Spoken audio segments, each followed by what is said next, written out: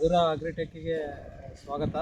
ನಾವಿವತ್ತು ನಮ್ಮ ಒಂದು ರೈತರ ಹೊಲದಲ್ಲಿದ್ದೀವಿ. ನಾವು ಟೊಮೊಟೊ ಬೆಳೆಗೆ ನಮ್ಮ ಮಾರ್ಕರು ಮತ್ತು ಆಲ್ಟ್ರಾ 2 ಅವರಿಗೆ ಕೊಟ್ಟಿದ್ವಿ. ಇದು ಏನಪ್ಪ ಅಂದರೆ ಟ್ರಿಪ್ಸು, ವೈಟ್ಸು, ಅಪ್ಡೇಟ್ಸ್ ಆಗಲಿ, ಜಾಸಿಡ್ಸ್ ಇದಕ್ಕೋಸ್ಕರ. ಆಮೇಲೆ ವೈಟ್ ಫ್ಲೈಸ್ಗೆ ಕಂಟ್ರೋಲ್ ಮಾಡೋದಕ್ಕೆ, ಅವಾಗೂ ಗಿಡ ಚೆನ್ನಾಗಿ ಬೆಳವಣಿಗೆ ಬರೋದಕ್ಕೆ. ಸರ್, ತಮ್ಮ ಹೆಸರು? ದಿನೇಶ್ ರೆಡ್ಡಿ. ಸರ್, ನಿಮ್ಮದು ಊರು ಸರ್? ಇದು ಮದಕರಿ. ಸರ್, ಇವಾಗ ನಾವು ಇದು ಡೆಮೋ ಮಾಡಿಸಿದ್ವಲ್ಲ ಸರ್, ಮಾರ್ಕರು ಆಲ್ಟ್ರಾ, ನಿಮ್ಗೆ ಹೆಂಗೆ ಅನಿಸ್ತದೆ ಸರ್? ಇದು ಚೆನ್ನಾಗಿ ಬಂದಿದೆ. ಚೆನ್ನಾಗಿ ಬಂದಿದೆ. ಹೂ ಕೂಡ ಚೆನ್ನಾಗಿ ಹಿಡಿತಾ ಇದೆ. ಆಮೇಲೆ ಒಳ್ಳೆ ಸ್ವಲ್ಪ ಶೈನಿಂಗ್ ಬಂದಿದೆ. ಇನ್ನೂ ಇದು 5 ದಿನ ಆಗಿದೆ ಸರ್. ಇನ್ನೊಂದು ಸ್ವಲ್ಪ ದಿನ ಹೋದರೆ ಇನ್ನೂ ನಿಮಗೆ ಬ್ರಾಂಚಸ್ ಆಗಲಿ, ಸೆಟ್ಟಿಂಗ್ ಆಗೋದಾಗಲಿ, ಫ್ಲವರ್ ಸೆಟ್ಟಿಂಗ್ ಇದೆಲ್ಲ ಏನಿದೆಯಲ್ಲ ನೆಕ್ಸ್ಟ್ ಎಲ್ಲ ಡೆವಲಪ್ ಆಗ್ತಾ ಹೋಗುತ್ತೆ ಸರ್.